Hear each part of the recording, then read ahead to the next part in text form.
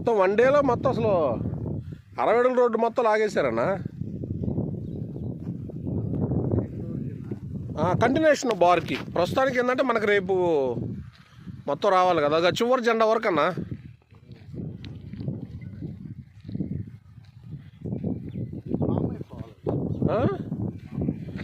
మొత్తం కంటిన్యూగా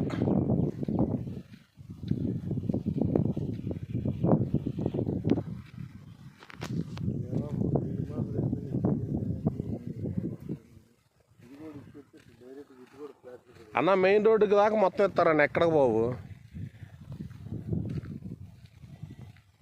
అదే అందరూ 3 కోట్లు అంటే 4 కోట్లు అంటారు, ఇక అది తేడా.